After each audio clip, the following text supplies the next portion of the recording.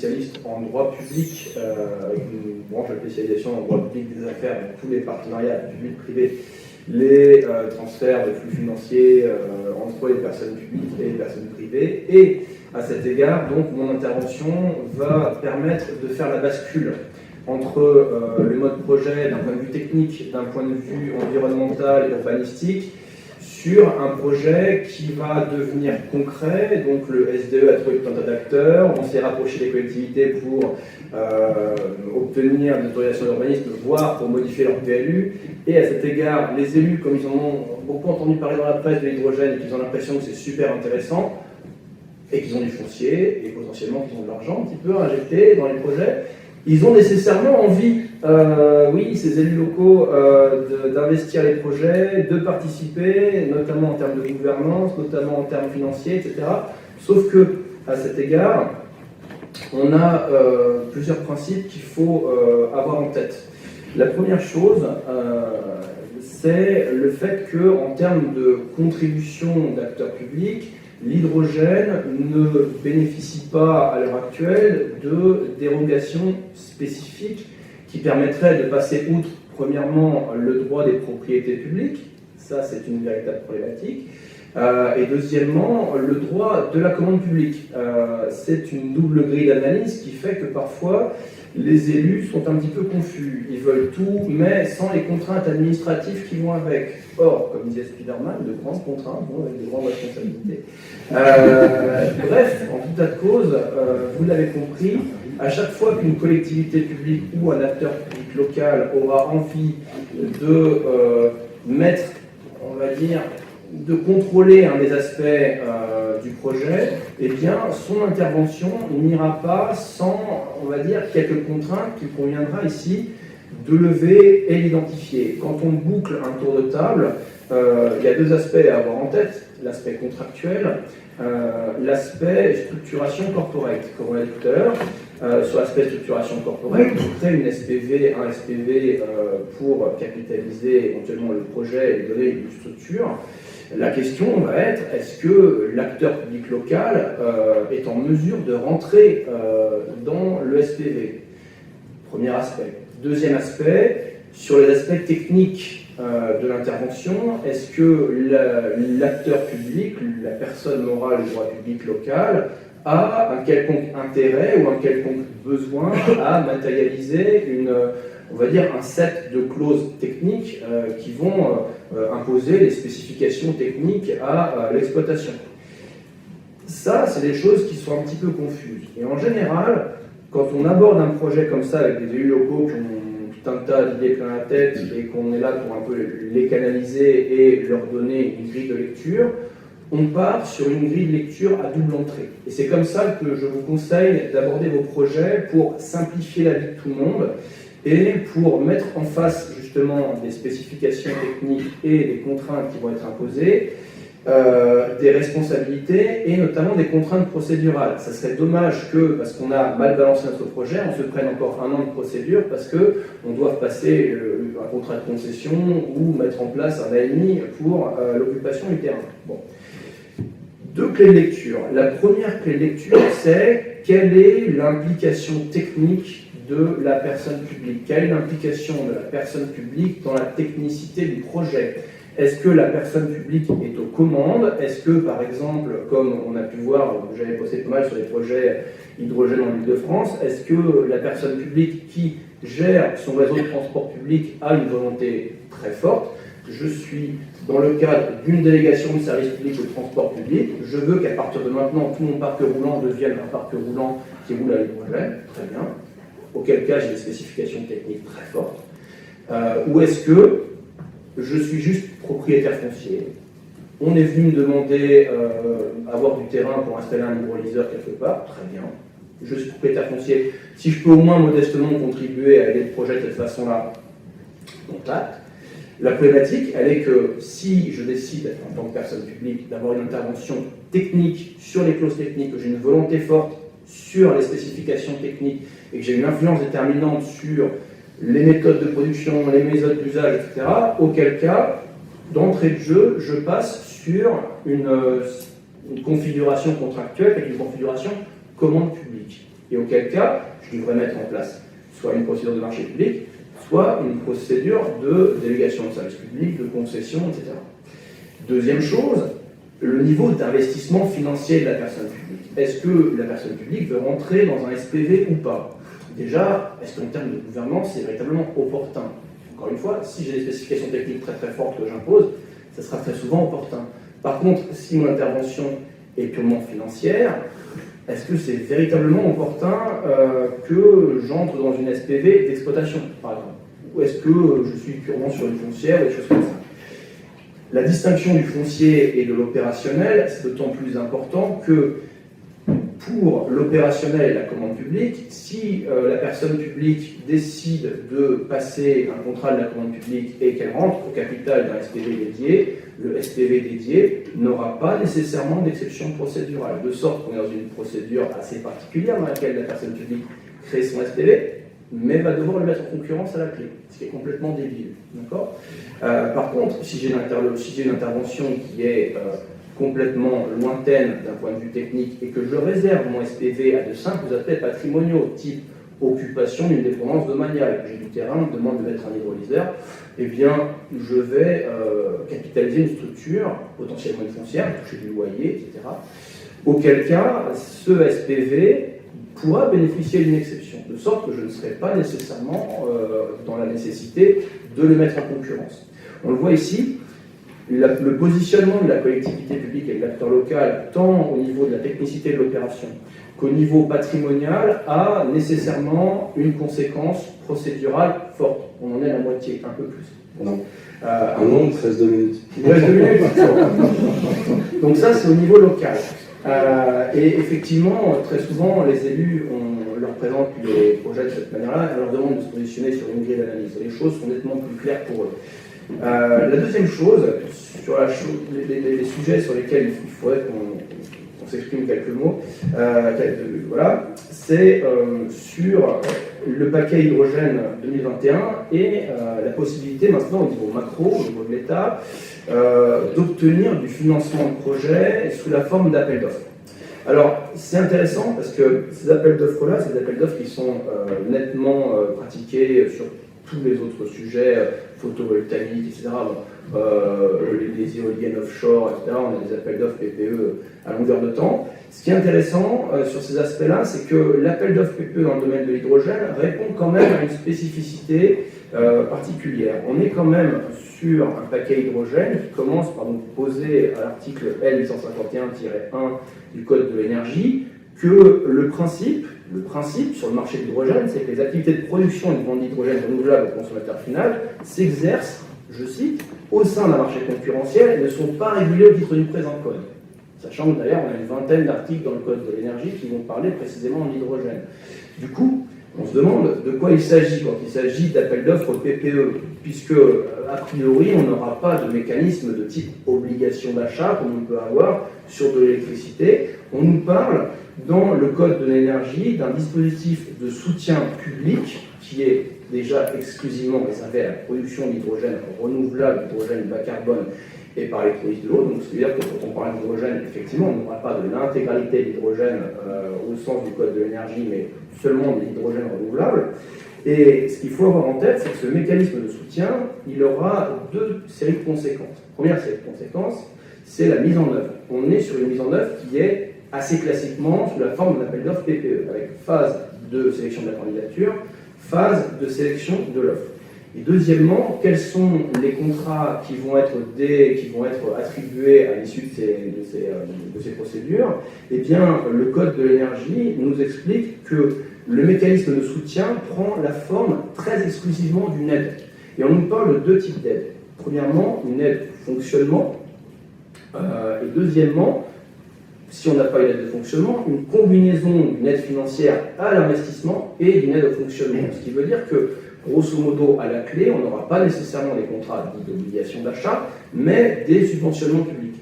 Et ça, c'est extrêmement intéressant à avoir en tête quand on bouclera la soutenabilité financière du projet hydrogène.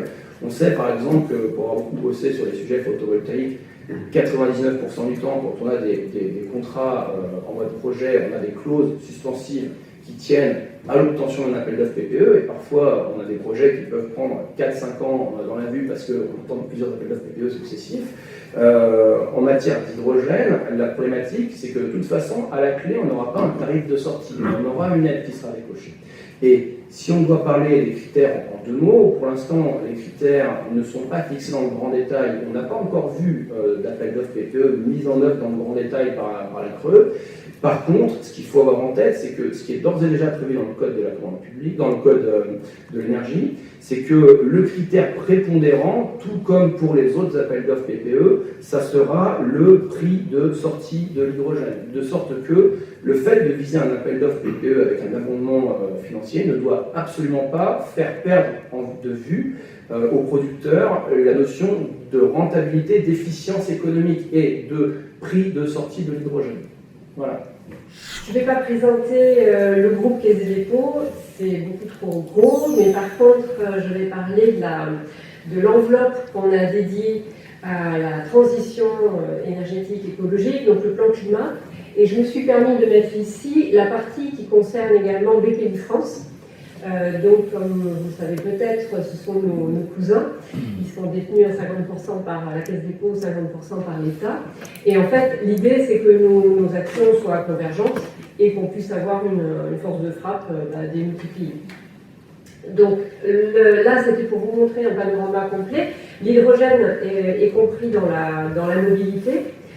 Comme vous pouvez le voir, c'est quand même un secteur sur lequel nous avons prévu de mettre plus de 3 milliards. Et la BPI intervient aussi, mais à ce jour un petit peu moins en avance que nous. Si je fais un focus sur la Banque des territoires, donc la Caisse des dépôts, donc vraiment l'entité opérationnelle qui va intervenir sur la transition énergétique écologique sur les territoires, voici comment se divise notre budget d'intervention. Je pense que c'est intéressant aussi parce que vous êtes intervenant souvent sur d'autres, pas que sur l'hydrogène, sur l'ensemble de sujets liés au climat. Ce qui va concerner notre sujet aujourd'hui, donc c'est la mobilité verte, donc 3 milliards que nous mettons dessus. Donc ça comprend les bornes électriques et tout ce qui est station GNV et hydrogène, les flottes de matériel roulant, dont j'en parlerai rapidement, et la transformation et la mobilité au niveau des villes. Parce que, pour vous réexpliquer, nous avons deux modes d'intervention. Nous sommes investisseurs financiers et nous sommes aussi prêteurs. La partie prêteur, c'est là où nous avons les enveloppes les plus conséquentes, donc notre ressource vient des livrets A, et nous prêtons qu'aux entités publiques, qu'aux collectivités, qu'aux EPCI et aux syndicats d'énergie. Nous ne prêtons pas aux entreprises privées, nous ne prêtons pas aux particuliers. La partie financement investisseur, donc c'est celle qui est plus mobilisable sur les projets opérationnels, elle peut être mise à disposition de projets avec des partenaires privés.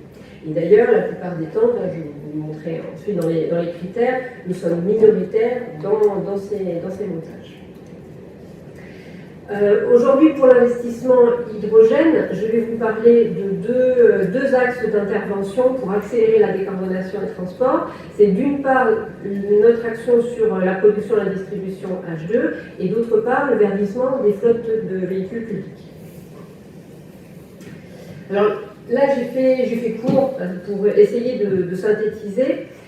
Comme je vous le disais, nous sommes donc investisseurs, nous sommes co-actionnaires dans une société projet. Brice en a parlé juste avant. Et nous venons autour de table aux côtés des porteurs de projets. Le porteur de projet, en général, c'est un opérateur privé et nous souhaitons qu'il soit plutôt majoritaire. Il est majoritaire, ça apporte deux avantages. D'abord, c'est le sachant, nous ne sommes que financiers. Et deuxièmement, ça va permettre justement de ne pas tomber dans les règles de commande publique. Nous sommes un établissement public, donc si nous étions majoritaires, ou si nous, plus des partenaires comme des collectivités ou des syndicats d'énergie, étions majoritaires, et bien effectivement la société devrait répondre totalement aux règles de commande publique. Donc comme vous le voyez, nous pouvons intervenir sur des montages publics-privés ou purement privés. Nos critères d'investissement sur les stations-service hydrogène, donc je fais un focus uniquement sur cette partie-là, c'est des projets qui ont déjà une certaine taille. Donc, s'il y a un électrolyseur, on vise des stations à 400 kg au jour. Et si c'est des plus petites stations avec du gaz, de l'hydrogène apporté, ça peut aller à 200 kg au jour.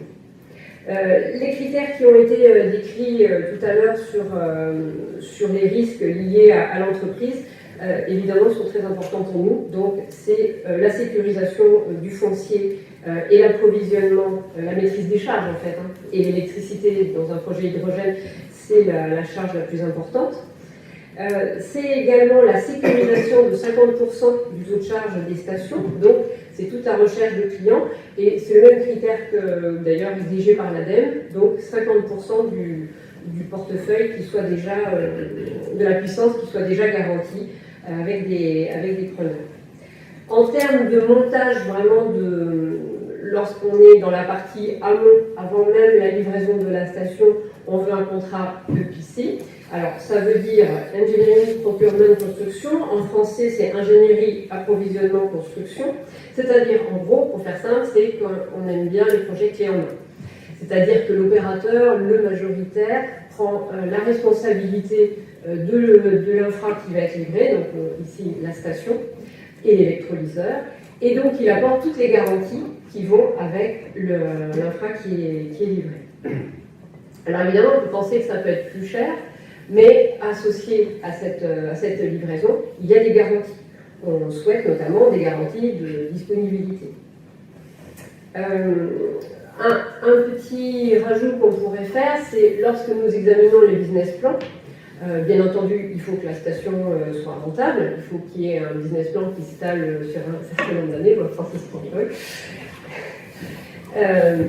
C'est le cas de la station de Saint-Brieuc qui, voilà, on est en train de travailler le projet avec les partenaires et donc typiquement de regarder le business plan pour voir comment est-ce qu'on va pouvoir déjà le monter, le financer et puis toute la projection sur les années à venir. Et nous, ce qu'on préconise, c'est de mettre des aléas en termes de BP, de la réserve et sur la phase de construction et sur la phase ensuite d'exploitation.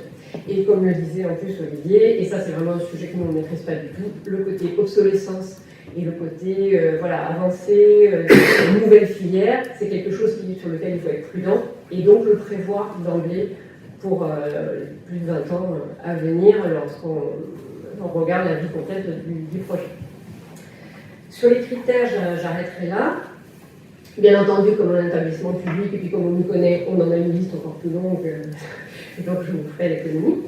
Un point important pour nous, on est implementing partner de la Commission européenne pour avoir des subventions CEF.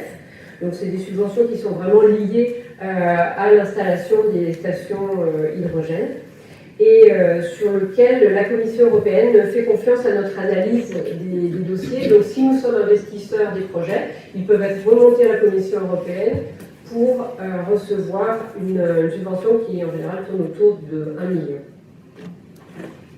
Voilà, alors aujourd'hui on étudie plus de 30 projets sur toute la France. C'est très long, comme vous le savez, les montages prennent plusieurs années, donc même si ça fait longtemps qu'on est dessus, en fait il n'y a pas encore beaucoup de réalisations. On a quand même déjà pas mal de signatures de projets emblématiques, notamment Impulsion en Rhône-Alpes avec le projet de 20 stations et 15 électrolyseurs. On est aussi présent dans le projet Hype avec les taxis hydrogène sur Paris qui se développe également très bien. Et, mais sur les stations, c'est tout. On est vraiment en développement sur quasiment tous les projets nationaux. Donc je ne parlerai pas de la production d'hydrogène aujourd'hui. Je voulais vous parler également de notre autre axe d'intervention sur l'hydrogène qui est sur le matériel. Parce qu'en fait, c'est pas tout d'avoir une station, c'est bien qu'il y ait du matériel roulant qui viennent s'avitailler à cette station. Et le premier public qui est capable d'investir, c'est en général, en tout cas c'est ce qu'on souhaite, ce sont les collectivités. Là où s'implante une station, c'est bien que la collectivité fasse partie de l'écosystème, souhaite la présence de cette station et, si possible, passe une partie de sa flotte à l'hydrogène. Donc pour ce faire, on a deux formes d'offres. On a une filiale, pardon. C'est parce que tu es de ces 10 minutes. Oui, c'est ça. Je suis en train de... Dis-moi comment reste. Mais continue de parler parce que là tu... Donc, Neoté Green Mobility, en fait, c'est une façon d'externaliser le risque d'achat pour une collectivité du matériel roulant. Donc, c'est de la location via une plateforme, et on a bien doté cette plateforme puisqu'elle a plus de 100 millions d'euros. On l'a montée avec EDF et puis avec des fonds d'investissement comme Mirova ou Croisy. Donc, aujourd'hui, ils ont plus d'une centaine de véhicules et 1000 bornes. Et ils sont à la disposition des collectivités pour étudier leur flotte. Une autre innovation qu'on a mis en place pour vraiment accompagner le déploiement des véhicules décarbonés, alors que ce soit électrique ou hydrogène, c'est notre offre de financement Oblibus. Donc là, c'est vraiment un financement en direction de la collectivité. Il n'y a que la collectivité qui peut en bénéficier, les privés ne peuvent pas en bénéficier. Et le taux que l'on propose à la collectivité, donc on peut financer 100% de son besoin d'achat de bus, et le taux qu'on lui appliquera, il y aura une variation qui suivra le coût de l'électricité. C'est-à-dire que si le coût de l'électricité monte, notre taux va baisser. Donc c'est une sorte de couverture de taux, donc c'est quand même intéressant, et aujourd'hui nous sommes les seuls à pouvoir le proposer. C'est une plateforme que nous avons montée avec la Banque européenne d'investissement. Ça fait 1 an que j'ai rejoint WeSeed et que j'apporte l'expertise qui est liée à mon histoire, en fait, donc tout simplement. Sur WeSeed, juste quelques chiffres, effectivement, ça a été créé en 2008, c'est peut-être la première plateforme qui s'est créée en France, participative, donc on a financé, alors, toute activité confondue, pour un peu plus de 750 projets aujourd'hui maintenant, collectés auprès d'une communauté, effectivement, d'investisseurs, un peu plus de 330 millions d'euros. Donc ça représente quand même déjà des montants assez conséquents, qui s'appuient sur à peu près 22 000 investisseurs. Ici, je vous ai donné quelques exemples de projets. On pourra rentrer dans le détail si ça vous intéresse ou après la discussion, parce que ça peut décrire un peu notre fonctionnement. Dans les faits, donc je travaille pour la filiale qui s'appelle WeSeed Transition, dont l'objectif est, comme son nom l'indique, la transition énergétique et environnementale. Alors, dans la transition, nous, ça a été à peu près 30 millions d'euros investis. On a une particularité, c'est qu'on a, et je vais vous en parler justement après, on a beaucoup travaillé depuis quelques années maintenant sur l'equity, en fait. C'est donc du financement en action pour des sociétés, et donc particulièrement, quand on dit equity, ben, ça veut dire start-up. Alors, on en parle si on est là aujourd'hui, après Karim par exemple, ou avec Karim, c'est qu'effectivement, on ne fait pas du participatif à l'exclusion d'autres modes de financement. On est tous différentes parts d'un investissement global. Pourquoi faire du participatif? Alors, je rentre dans le détail de l'action. Pourquoi? Pas parce que c'est plus rapide. Je préfère arrêter tout de suite. Pour ceux qui le penseraient, c'est entre une prise de contact et un moment où il y a un versement des fonds. Il faut être raisonnable, ça sera de l'ordre de 6 mois, voire plus dans certains cas. Pas parce qu'on est plus souple, c'est pas parce qu'on est participatif, citoyen, que ça va être plus chouette, on peut passer outre certaines règles. En réalité, on a des modes de fonctionnement, en ce qui nous concerne, très proches des banques, puisqu'on est prestataire de services d'investissement. Donc quand moi je présente un projet, je suis moi-même challengé en interne par des responsables d'investissement, c'est comme ça qu'ils s'appellent. Donc c'est mes vilains petits collègues, en fait, et qui vont aller analyser les dossiers, ils vont faire des due deals juridiques, financières. Alors on a ça en interne, s'il le faut, on fait appel à des partenaires, tout simplement.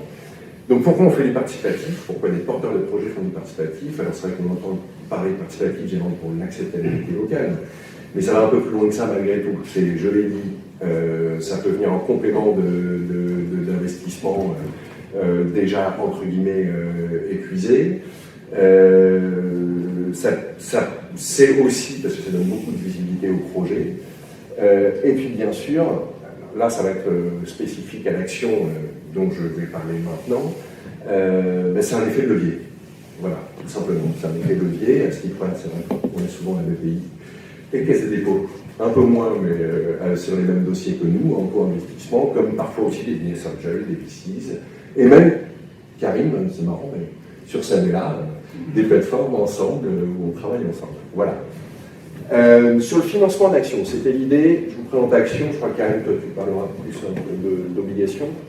Alors, effectivement, chez WICI, nous, on ne travaille pas en dessous de 300 000 euros, malgré tout. On est 40 personnes dans la société. Donc, pardon, excusez-moi. Donc, effectivement, pour entrer dans nos frais, c'est 300 000 euros. Le 8 millions d'euros, en fait, c'est le seuil, le plafond réglementaire. Une entité donnée ne peut pas, une même année, faire appel au financement participatif pour plus de 8 millions d'euros, plutôt dans ce sens-là. Et ça va être, normalement, ça va descendre à 5 millions d'euros le max. Pour être clair, chez WICI, quand on finance en action, on est plutôt entre 500 000 euros et 1 million d'euros sur les projets qu'on finance en action. Alors, l'intérêt de l'action, au-delà de ce que je disais tout à l'heure sur le participatif, c'est qu'en revanche, quand vous avez des nouveaux investisseurs, c'est le travail de WICI de faire appel à eux, bien sûr, par rapport à des sociétés qu'on a auditées, c'est qu'on vient les loger dans une société intermédiaire, qu'on appelle une WICAP. Cette société intermédiaire n'est pas gérée par l'émetteur. La société intermédiaire, elle est créée et gérée par WICI. Voilà, c'est intéressant. Donc, s'il y a 1000 nouveaux actionnaires à la fin dans la société qui émet les actions, au final, c'est dans cette société que c'est logé. Il y a un représentant de cette société qui va être au conseil d'administration ou au comité stratégique de la société qui lève des fonds. À ce titre-là, je précise que notre ambition n'est pas d'être majoritaire en capital. On est généralement présent entre 5 et 25%. Il y a toujours des exceptions à tout ce que je vous présente. Typiquement sur Neoline, on en parlait les deux tout à l'heure sur Neoline, on est en train de faire une levée de fonds en ce moment. Transport maritime à la voile, je pense qu'on doit être à moins de 5% à terme. Donc voilà, il y a des exceptions. Voilà ce que je pouvais vous dire. Une petite chose aussi, c'est que même si c'est une présentation sur l'action, on peut travailler aussi bien au niveau corporate que, et là je viens d'apprendre une chose logique, moi j'ai toujours dit l'ASPV, mais en fait effectivement c'est le SPV. Ben ouais, c'est le véhicule. Donc je ne dois pas être le seul à dire l'ASPV quand même. Donc voilà, on peut travailler dans l'un ou l'autre. Alors ce qui peut peut-être être intéressant, je l'espère en tout cas pour vous, c'est que je voulais vous parler un peu de nos critères quand même malgré tout, si vous étiez amené à travailler avec nous, ou en tout cas étudier des collaborations. On a bien sûr nos critères, j'en parlais tout à l'heure, en tant que prestataire de services d'investissement. Concrètement, la société, on finance plutôt des SA et SAS françaises. La nature du besoin, on n'est pas là pour venir financer le passé, c'est-à-dire des dettes, par exemple. Je crois que ça paraît clair, mais ça vaut le coup de le dire malgré tout. Ça, c'est mon boulot de creuser ça. Après, la due c'est encore autre chose. Mais moi, je prends des projets, déjà, il faut que ça rentre dans ces cases. Le montant minimum de l'investissement côté WICI, c'est de 300 000 euros, comme je vous l'ai dit tout à l'heure. Et on encourage fortement les sociétés avec lesquelles on travaille à être en contact avec d'autres investisseurs malgré tout, parce qu'en revanche, la difficulté aussi du participatif, c'est qu'on ne connaît les fonds levés qu'à partir du moment où ils ont été levés. On peut appeler 1 million d'euros, c'est pas pour autant qu'il y aura 1 million d'euros qui vont tomber. Parfois, c'est beaucoup plus, en particulier dans l'hydrogène, vous voyez ici. Ça, à ICO, typiquement, on a dû arrêter la collecte parce que dans 3 semaines, ça allait très très vite. Donc c'est la chance que vous avez peut-être sur l'hydrogène, c'est que ce mot-là, on le voit partout, dans la presse, dans le grand public, et maintenant, au niveau plus étatique. Dans les faits, c'est vrai que ça marche plutôt bien, le financement participatif. Ça n'empêche pas qu'il faut respecter certaines règles, malgré tout. Les fourchettes de valo, c'est par rapport à ce que je vous disais tout à l'heure, les 5 à 25% de prise de capital par la WICAP, la société interposée. Qu'est-ce que je peux vous dire d'autre par rapport à ça? Il reste une minute. Bon, ça va alors. Typiquement, ces points-là qu'on va creuser. Quand on est en action, oui, ça veut dire qu'on travaille sur de l'amorçage. Pour autant, on regarde à quel point l'innovation, parce que là j'ai parlé de start-up tout à l'heure, l'innovation a été à quel stade de maturité elle est en fait. Nous, on veut qu'il y ait au minimum un démonstrateur, donc proto et démonstrateur. Si je parle de TRL, je ne sais pas si c'est la notion qui parle un peu au plus de monde, mais en TRL, en gros, on va être sur des 6-7. Voilà, on va prendre des projets à peu près à ces TRL-là. De même qu'on va quand même regarder aussi s'il y a déjà un pipe plus ou moins sécurisé, si ce n'est pas des commandes, mais des précommandes. L'innovation doit être bien sûr logée dans la société, c'est un point très important. Il y a quelques dérogations possibles. Et surtout, si on fait une levée de fonds, nous, on va venir regarder derrière si, à cash burn constant, effectivement, la société est toujours existante quand la collecte est réalisée. Bonjour à tous et à toutes. Effectivement, c'est bien que tu sois passé avant Romain, comme ça je vais aller un petit peu à l'essentiel. Peut-être juste une minute vous parler de Gwenet. Gwenet qui veut dire petit sou en breton, petite monnaie. On est une plateforme de financement participatif. On mobilise les acteurs de l'écosystème du territoire pour financer les projets locaux, exclusivement locaux. La définition du territoire chez nous en tant que breton voyageur, elle est un peu large. Hein.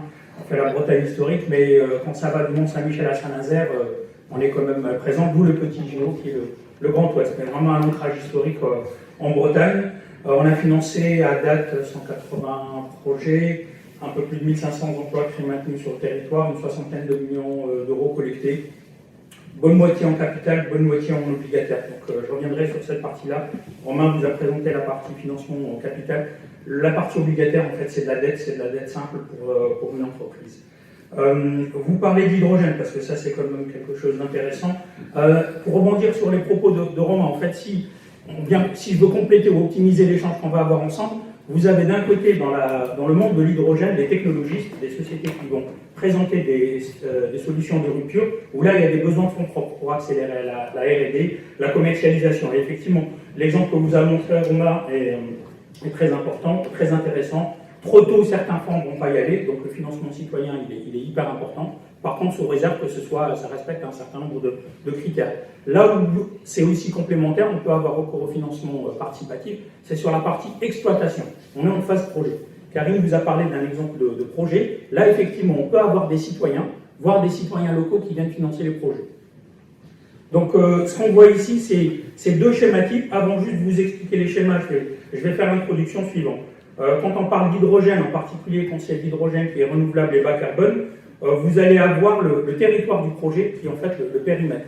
Vous avez de la production, vous avez du transport, de la consommation qui est local. Donc en fait, ce périmètre-là, il est important. On a les sources d'hydrogène, on a la production, son transport et ses usages. Et dans les usages, on va avoir autant des personnes morales que des personnes physiques. On parlait des industriels, on parle aussi des citoyens au travers de la mobilité, par exemple. Et l'idée de dire sur un projet d'exploitation, on vient rapprocher l'écosystème, c'est quelque chose qui est central. Ça a été dit, et Olivier, tu l'as mentionné tout à l'heure, la territorialité, c'est un élément structurant sur des projets nouveaux comme l'hydrogène, où il y a une notion d'acceptabilité qui est aussi importante, voire impactante sur la gouvernance. Dans un projet, dans le cycle de vie d'un projet, on va trouver deux étapes. Première, c'est le développement. On a un projet, on fait la phase d'études technico-économiques, on se dit c'est un projet qui est intéressant, on va aller financer les premières étapes. Cette partie-là, je vois que Benoît est là, donc d'Arkea, et il va pouvoir rebondir là-dessus, et de se dire, sur cette phase-là, finalement, où le risque projet est maximum, on va faire un financement plutôt sur fonds propres, quasi-fonds propres. Une société d'exploitation, un consortium, des acteurs publics, des acteurs privés. On va faire un financement sur fonds propres, quasi-fonds propres à ce niveau-là. On ne sait pas si le projet va se faire ou il ne va pas se faire. On a une deuxième phase qui, elle, c'est la construction d'exploitation. On a levé les risques juridiques, économiques, financiers. On sait qu'on veut y aller. Et là, on va aller dans une phase de développement. Et cette phase-là, les acteurs financiers et institutionnels, les banques, les acteurs type banque de territoire, vont aller financer la grosse majorité. On est plutôt sur un 80-90% de dette classique et un 10% où le consortium va chercher ce financement complémentaire. Donc, en fait, on peut faire intervenir les citoyens sur ces deux aspects-là. Quand vous dites, et là, pour le coup, vraiment focus société d'exploitation, Romain vous a parlé de la partie technologie, l'investissement en capital risque. Si on prend une société d'exploitation, je viens faire un financement via des fonds propres, je veux mettre en place la gouvernance. En fait, l'élément clé, ou la question de départ, c'est ce que disait Olivier, c'est veut-on d'une gouvernance partagée ou pas? Et en fonction de l'écosystème du projet, en fait, c'est une équation où on pose déjà la solution. C'est veut-on ou pas, et ça, c'est le consortium. Tout à l'heure, tu parlais du leadership. Très important entre les collectivités locales, les sociétés qui veulent porter le projet, de dire la question de la représentativité des acteurs locaux. Les acteurs locaux, c'est les entreprises, c'est les citoyens. Donc, qui dit représentativité dit gouvernance, qui dit gouvernance dit prise de participation. On les fait rentrer dans le capital. Romain vous a parlé tout à l'heure, le SPV, un véhicule dédié, on fait rentrer des acteurs dans le financement et qui vient se mettre à côté des autres investisseurs. On a un deuxième cas qui est le financement via les quasi-fonds propres. Là, on rentre dans cette catégorie de dette obligation convertible en action ou obligation simple, en fait, vous impliquez les acteurs de l'écosystème, les sociétés et les citoyens. Par contre, pas sur le plan de la gouvernance. On vient financer, mais on n'intervient pas, on n'infléchit pas la gouvernance du projet. Par contre, il y a bien un lien qui existe, et en termes de reporting et en termes de financement. Donc les citoyens viennent se faire rémunérer par des intérêts. Si vous vous souvenez, les deux étapes, la phase 1, développement risque maximum, je peux intervenir ici via des quasi-fonds propres. Je viens emprunter auprès des citoyens et je les rembourse à la fin de ma phase de développement, mes 2 ou 3 années. Ou je viens en phase de construction-exploitation, je viens emprunter auprès des citoyens et je viens les rembourser, soit durant une partie du cycle de vie de l'exploitation, soit de façon assez graduelle, pareil, sur une certaine temporalité, qui n'est surtout pas la temporalité de la durée de vie du projet. On est sur des durées qui sont beaucoup plus courtes, autour des 4 et 5 années. Donc, 2 moyens de mobiliser le financement citoyen, local, la territorialité, encore une fois, c'est vraiment la première grille de lecture qui vous dit à quel niveau je vais intervenir, à quel niveau je fais intervenir les citoyens. Est-ce que c'est des communes qui portent le projet? Est-ce que c'est des usagers, finalement, des produits qui vont être utilisés? Je termine juste par cette diapositive. Elle peut paraître un peu compliquée, un peu barbare. En fait, je l'ai prise d'une spec AFNOR qui est sur les écosystèmes à base d'hydrogène. En fait, c'est très intéressant de voir qu'aujourd'hui, les sujets de la gouvernance, c'est la première grille de lecture. C'est-à-dire, sur un projet ENR donné, on a une multitude de combinaisons. Est-ce que je veux que les collectivités, les citoyens soient absents? C'est un projet purement industriel, porté par des industriels et des investisseurs privés. Ce que vous voyez là, je vais peut-être juste le commenter. Les citoyens en jaune, les autres investisseurs, c'est toute typologie d'investisseurs, privés ou publics. Les autres prêteurs, donc là on est catégorie bas de bilan. Et après, vous avez la participation citoyenne, soit origine citoyenne, soit origine publique. On peut avoir des sociétés d'économie mixte. On a vu avec les SAM territoriales qui peuvent elles aussi financer les projets. Donc, en fait, quel est le message quand je vous présente cette slide-là? En fait, on peut avoir par rapport à un projet une multitude de combinaisons où je peux avoir des citoyens, des collectivités de façon minoritaire. Je peux avoir des minorités de blocage, donc on commence à avoir une vraie gouvernance partagée avec des droits de regard, des droits de veto. On met en place des citoyens collectivités majoritaires. Sur certains projets, il peut y avoir une volonté que les acteurs locaux s'approprient. Et en fait, on va se dire, les financeurs privés ou les institutionnels, vous serez minoritaires contextuellement par rapport à ce projet-là. Où on peut avoir des collectivités majoritaires. On est sur un projet structurant pour le territoire, on souhaite s'impliquer de façon opérationnelle, on souhaite détenir la majorité. Donc finalement, les effets leviers financiers, on peut avoir une multitude de combinaisons. Le fil conducteur, ou en tous les cas la grille de lecture, c'est de se dire, veut-on impliquer ou pas les citoyens du territoire dans ce projet-là? Si oui, effectivement, si on est dans la société de technologie qui apporte la solution, Romain vous l'a présenté, on intervient en capital. Si j'interviens au niveau de la société d'exploitation, soit en phase amont, en phase de développement, soit en phase de construction et exploitation, je peux intervenir via la gouvernance partagée en capital à nouveau, ou j'interviens de façon assez régulière via de la dette obligataire. Le particulier vient simplement prêter à la société d'exploitation. Et tout ça, et ça a été dit, se met dans une combinaison, dans un schéma qui est prédéterminé. Olivier, tu l'avais mentionné, c'était la gouvernance. Dès le départ, le postulat, il faut poser. En fait, le risque majeur, c'est de se dire, on veut faire du financement citoyen, on ne sait pas trop comment, ça serait bien d'en faire un petit peu, mais la gouvernance, elle n'est pas posée. En tous les cas, le schéma n'est pas posé. Donc les questions, c'est au départ, au même titre que les questions de risque juridique et de risque technologique opérationnel, la partie intégration ou pas des citoyens, parce que le risque d'assimilation du greenwashing peut être important. Il faut vous dire, attention les gars, vous nous faites rentrer de l'argent, mais avez-vous réellement besoin d'argent ou pas? Donc la gouvernance, encore une fois, ou l'implication des citoyens, territorialité, écosystème. Et j'arrête là, je sais plus.